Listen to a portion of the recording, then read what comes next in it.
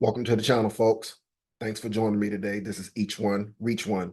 I'm praying and I'm hoping that I can teach and reach one of you today with this lesson, Lord willing. All praise, honor, and glory to our Heavenly Father, Yahweh, in the name of our beloved King, Savior, and Redeemer, Yahweh Shai. We give thanks for the Holy Spirit, for the increase in knowledge, wisdom, and understanding, and for being made to abound in the fruits of the Spirit. So we are here for, I think this is part 3 of Reward Her Double. All right, we're bringing out prophecy. We're talking about the enemies of Christ, the enemies of the Father Yahweh, the enemies of his people, Israel, and his plan for them. They are called Gentiles, right? They are called Gentiles, and we are in the times of the Gentiles, which must be fulfilled, which means they must come to an end. We're helping the Christians to understand what the Most High God has prophesied to be the end of the Gentiles, because they falsely believe that the Gentiles get raptured out of here if they believe in Jesus and they get saved from the time to come, when really the time to come is all about the judgment of the Gentiles, not the saving of the Gentiles. The Gentiles do not get saved from the time to come. It is your judgment. The Israelites get saved from the time to come, and not even all of Israel. All right? Just the residue, the remnant. All right, those who he calls his reserved, the election, right? But just because someone out there is going to say it, but it says that all of Israel shall be saved. Yes, when Christ returns, all of the Israelites who are alive in the earth at that time will be saved from wherever they are and brought into the wilderness. But once you get there, then Christ is going to deal with everybody personally. And those who are the rebels, who don't belong among the righteous, he will cast them out into outer darkness. There shall be weeping and gnashing of teeth. Okay, so we're going to begin today in Numbers chapter 35, verse 33, to help folks understand what really has to happen. They don't understand the nature of God, so they don't understand the Bible. They don't understand the character of our Father. They don't understand his words and what he believes and what he stands by and what he has said, so they don't know what's to come. It's easy to lie to people and to trick them when they don't understand the foundational things. All right. When you don't understand someone's character, it's easy to believe anything that someone says about them. All right. So let's get to it.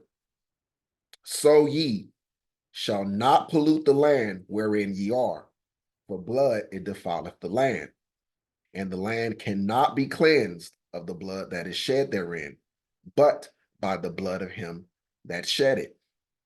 All right. So, this is talking to Israel. But even though it's talking to Israel, this still applies to the Gentiles, because he's establishing his character and how he feels about certain things and how he handles certain things. So if he feels this way as it pertains to Israel, he's going to feel this way as it pertains to you, non-Israelites. If he says that to the Israelites, that blood defiles the land and the land cannot be cleansed of the blood that is shed therein, but by the blood of him that shed it, which means the people who shed the blood, they got to be killed. Their blood has to be shed in order to cleanse the land. That means this applies to the other nations as well. All right. The same stipulations apply. All right. He's going to deal with you the way he dealt with Israel. He just dealt with his own people, his household first. He cleaned up his own house. He punished and corrected his own children first, as a warning to the other nations of who he is and what he would do. Because remember, Israel are his witnesses to the other nations. The other nations are supposed to get to know God through his people. So the Gentiles, the other nations, were supposed to get to know the character of God by watching what God did to his people. That should give them an indication of what he's going to do to the other nations, right? It's like if you were, a little kid, right? And you and your siblings or your cousins, you guys got in trouble together, right? And the oldest got in trouble first, right? Or someone got in trouble first and you knew that your turn is coming. You guys all did the same thing. Your turn is coming, right? Or you've seen, your big brother, do a certain thing, and you saw how dad dealt with them because of that thing, then you turn around and do the same thing. You know the character of dad. You know how dad has punished the same exact offense before. You've seen it.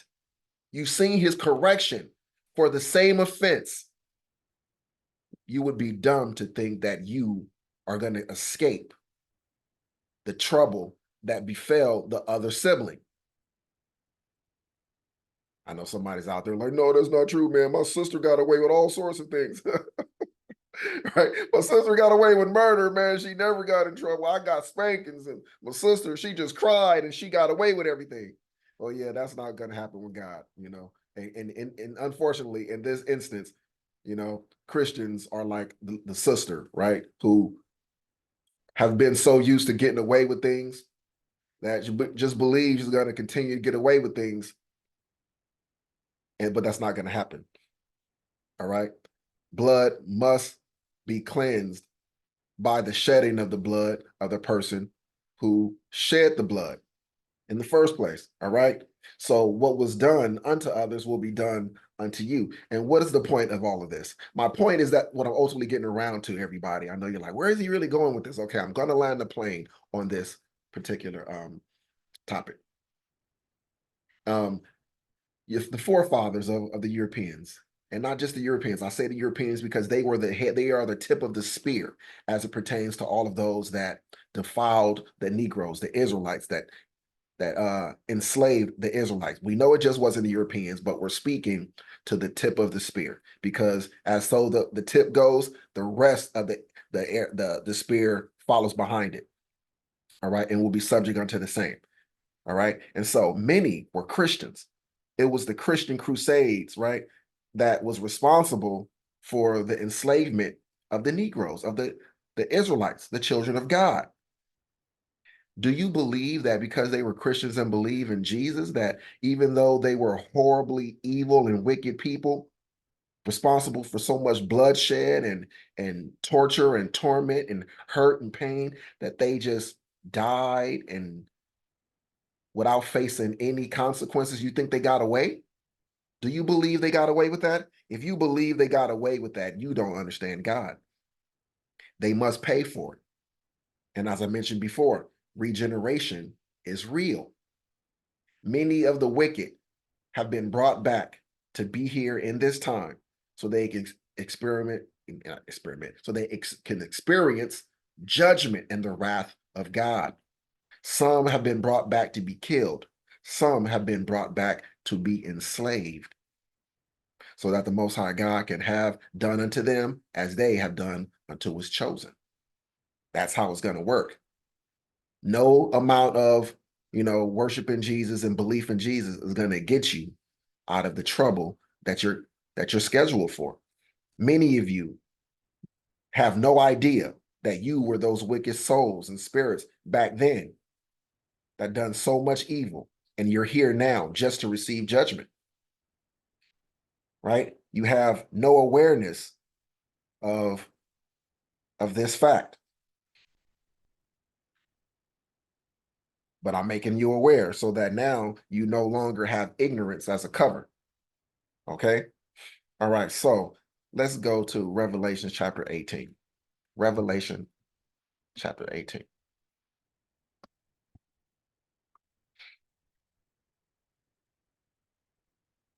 We are going to start at verse 1. Babylon is fallen. Remember, it's Revelation. This is end time prophecy. This is not about ancient Babylon. This is about modern day Babylon. All right? Modern day Babylon is indeed America. And what you got to understand is that, remember, Babylon, it wasn't just a country, right? It was a kingdom. And so everywhere they conquered became known as Babylon. And so that's how the Most High God sees it. He sees it as kingdoms. So everywhere that where America has conquered, and everywhere, America has military and troops and political sway and power there. And, the Most High God sees it as a territory of America. It is a territory of Babylon. All right. And after these things, I saw another angel come down from heaven, having great power, and the earth was lightened with his glory. And he cried mightily with a strong voice, saying, Babylon, the great is fallen, and is become the habitation of devils, and the hold of every foul spirit, and the cage of every unclean and hateful bird.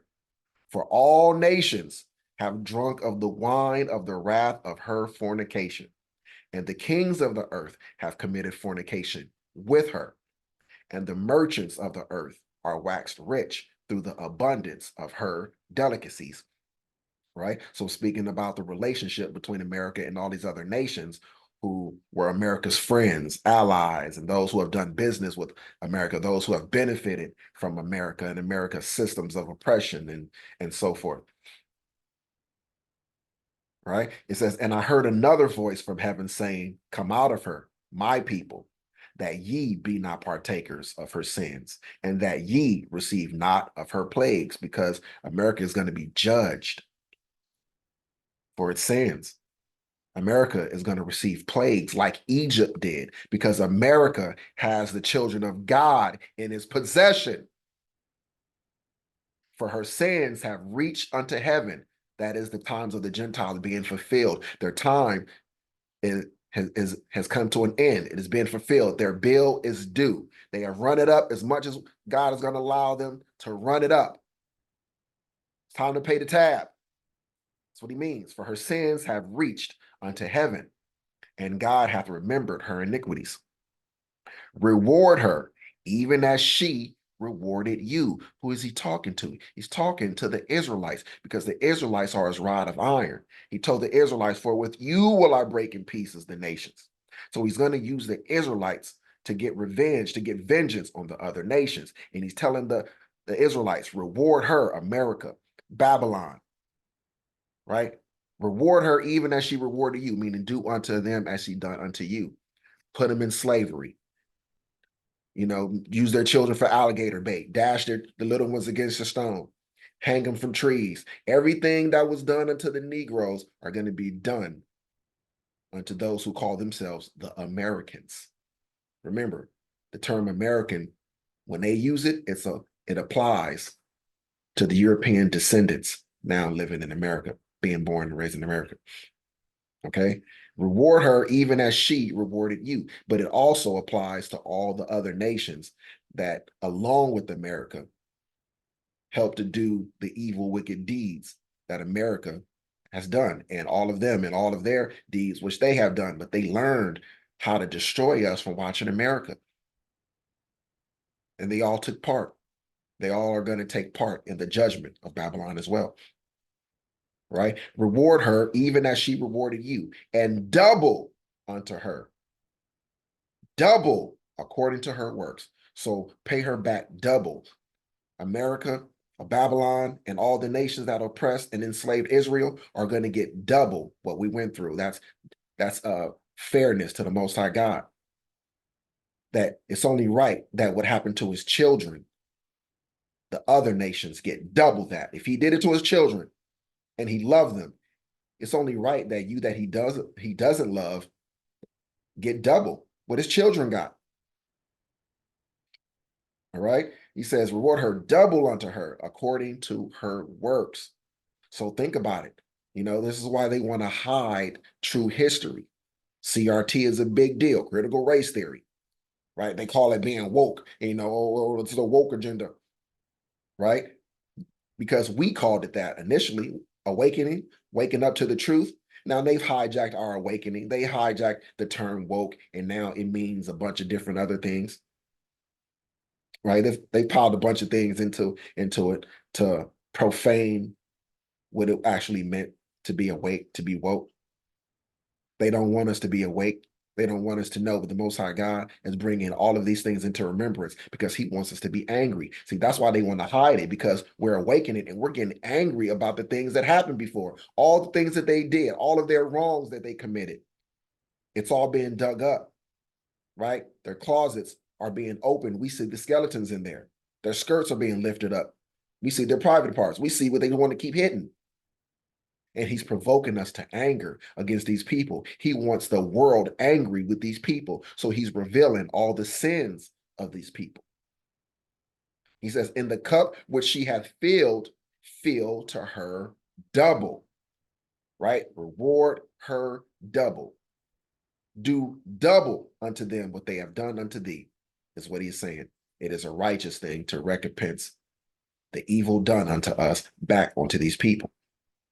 They're not going to get away by believing in Jesus. Don't let them believe you, trick you for 1 second, that their belief and their faith in Christianity and in Jesus is going to get them out of trouble. It's not going to happen. They are waiting for a rapture. That's not going to happen for them. They are not going to be taken out of here. They're going to be left here to receive the wrath of God. They have no idea what's coming.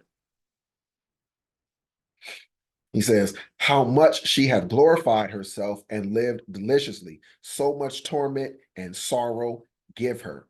For she saith in her heart, I sit a queen and am no widow and shall see no sorrow. That's what America believes. America is arrogant. America sees itself as like a queen on the throne, untouchable, can't be touched, will never be touched. I am no widow, right? She has never experienced widowhood and shall see no sorrow. They believe, they trust in their military might and power and believe that there is nothing that can happen to them, no one that can cause any harm or bring them down. That's what they believe. Therefore shall her plagues come in one day, death and mourning and famine, and she shall be utterly burned with fire. For strong is the Lord God who judgeth her. See, they believe they're going to get away because America is a Christian nation. God bless America. That's what they keep saying, hoping it's going to be true. But unfortunately, I mean, not unfortunately, but fortunately, that's not going to be the case. See, because when they say God bless America, they really calling on Satan. That's why you're going to say, when people say God, remember, God isn't his name. So when they say God, you got a question. Who are you talking about? Who are you speaking to? Who is your God that you are speaking to? See, Satan is their God. Remember, Christ told you that Satan is the prince of this world. The world was given into the hands of the wicked. So that's who Satan raised up, his own people. That's who's in control, who's in power in these last days, the people of Satan. Right?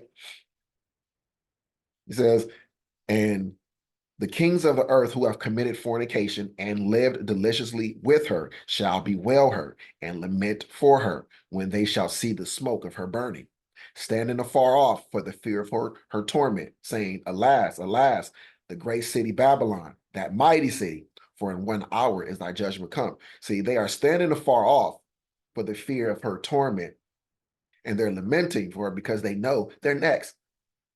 They're watching the tip of the spear be burned, knowing their time is coming.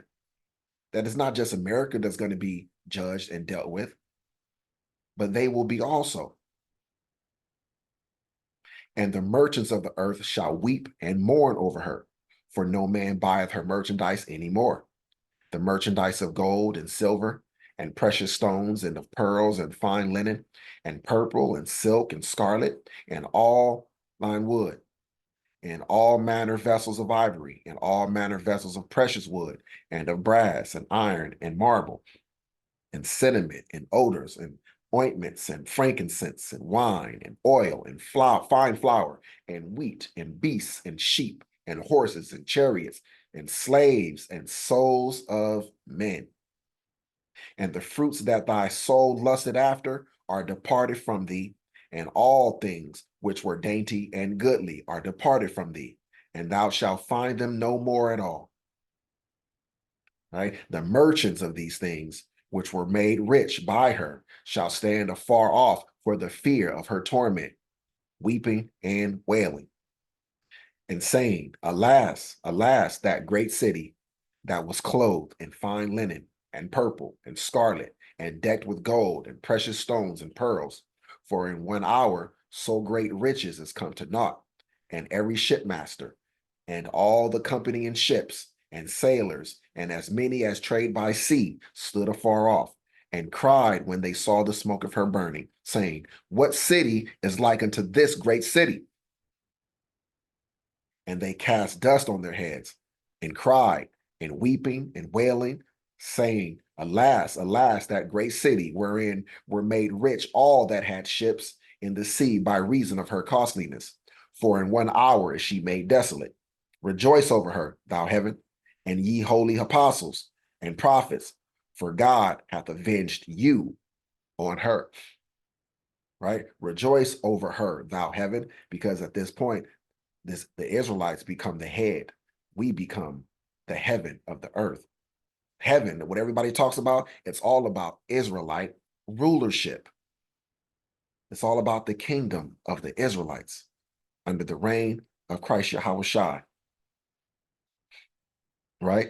And then it becomes, the reign and rulership of our Heavenly Father and Christ under him and the Israelites under him over all the nations. So there's two different periods coming. The millennial reign of Christ, during the millennial reign of our King Yahushua, all of the other nations are going to get their double, 1,000 years. The Israelites got 500 years, right? The Gentiles are going to get 1,000 years. That's the double. That's the 1,000-year reign of Christ is the double. That's the period of the Gentiles getting their double judgment portion. All right. That's what he means. That's what's coming. Gentiles are not going to be living in the kingdom or reigning with Christ Yahushua for 1,000 years in luxury and splendor like they believe. That's not coming for them. That's coming for the Israelites. All right. So he says, and the mighty angel took up a stone like a great millstone and cast it into the sea, saying, thus with violence shall the great city Babylon be thrown down, and shall be found no more at all. And the voice of harpers and musicians and of pipers and trumpeters shall be heard no more at all in thee, and no craftsman of whatsoever craft he be shall be found any more in thee. And the sound of a millstone shall be heard no more at all in thee, and the light of a candle shall shine no more at all in thee, and the voice of the bridegroom and of the bride shall be heard no more at all in thee, because they're going to be removed. They're going to be in the wilderness. For thy merchants were the great men of the earth, for by thy sorceries were all nations deceived, and all the nations that were deceived will be destroyed with them. They're considered Babylon as well, extensions of Babylon, right? And in her was found the blood of prophets and of saints and of all that were slain upon the earth. This is talking about America and its great destruction and killing of the Israelites, the Negroes. These are the prophets whose blood was found in America. These are the saints whose blood was found in America, right? And again, I'm saying America because America is the tip of the spear, but it's not America alone. There are other entities that are joined unto America that are also, controlling parties and factions behind the scenes, like the Pope, the Vatican, right? Like Saudi, right? Like Saudi Arabia. They are a power behind the scenes of America. Like the state of Israel over there, the state of Israel, right? They are all parties to the same crime. They are all in cahoots together. Do not let them fool you. And they will all be judged together. All right. So let's get Psalm chapter 2.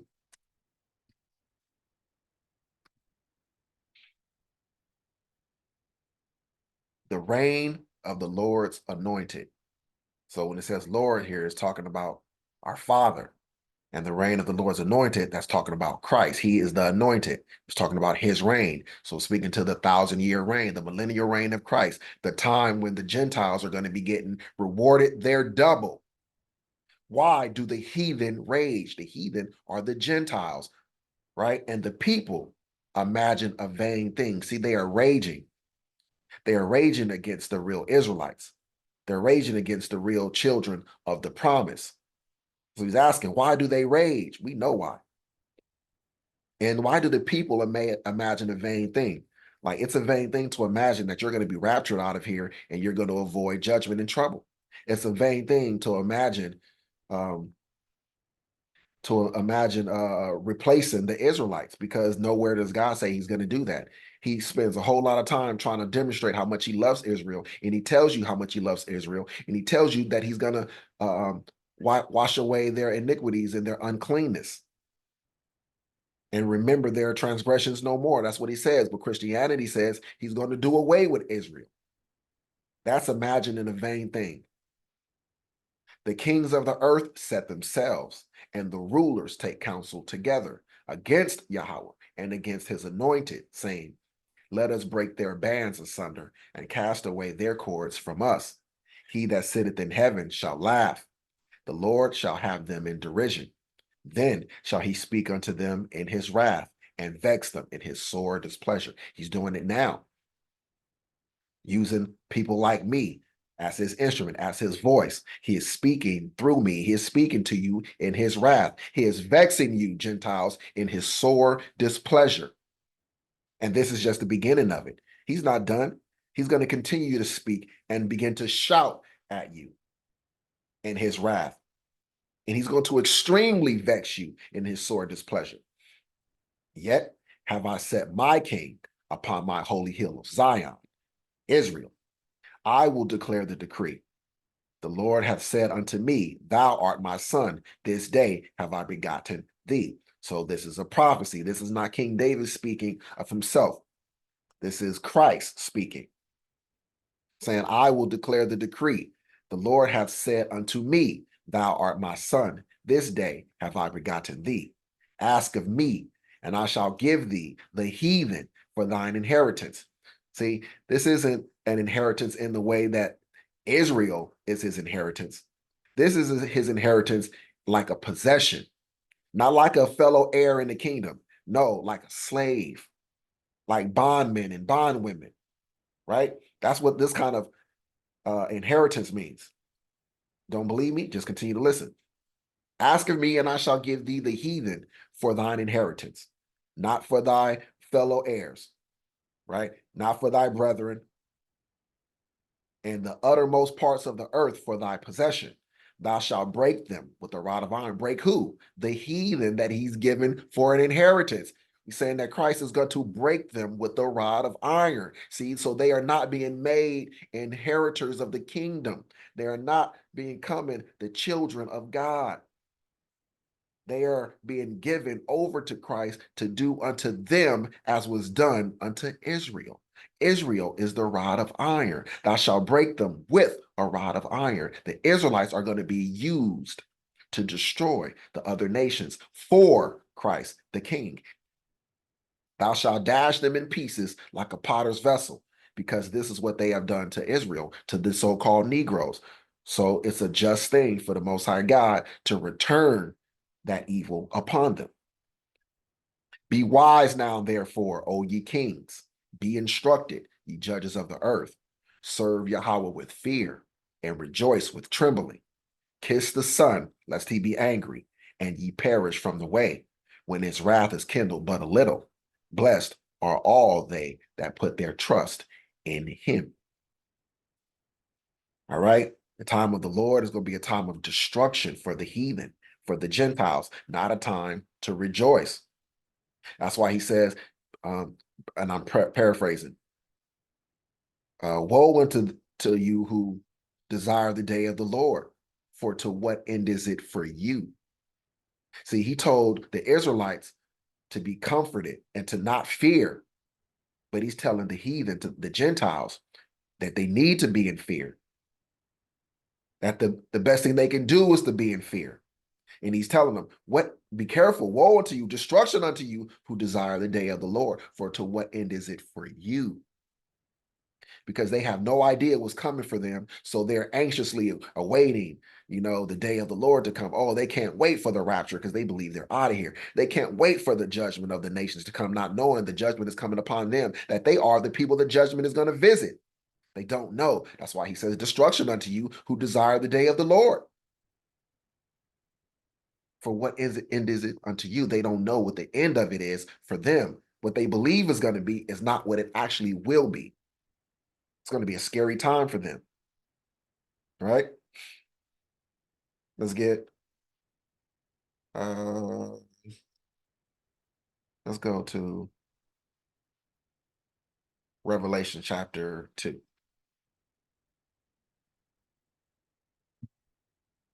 Revelation 2 and 26. Walk with me, walk with me. All right. And he that overcometh concerning the end time, and keepeth my works until the end, to him will I give power over the nations, and to speak to Israel. To he of Israel that overcometh and keepeth my works unto the end, to him will I give power over the nations. The Israelites are being scheduled for power, for rulership, to reign over the nations. All right. It's a nation thing. It's all about nations. It's not about a conglomerate of people who believe in Jesus that's going to get power over the nations. No, it's a nation thing. The nation of Israel will be given power over all the other nations. That's what's coming. Verse 27, and he shall rule them with a rod of iron. As the vessels of a potter shall they be broken to shivers, as I received of my father. All right. And he shall rule them with a rod of iron. All right. Real quick before we get out of here. What is it? I think it's Jeremiah 51. What verse is it? Let's see. Bear with me, bear with me.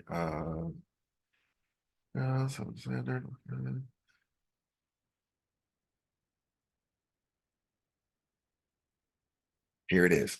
Verse 19.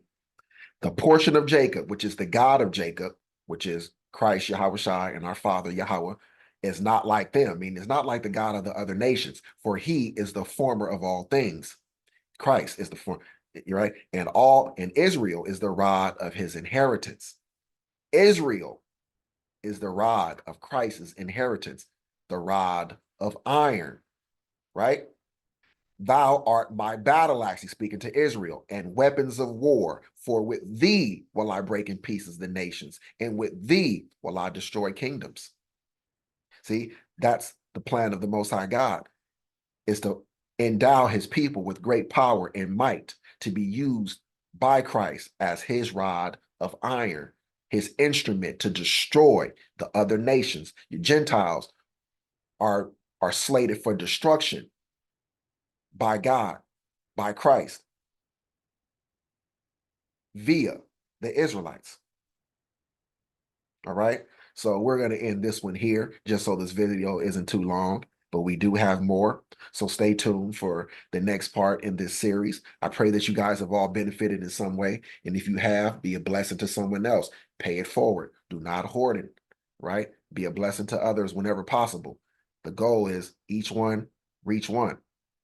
If you do that, you do well. Shalom.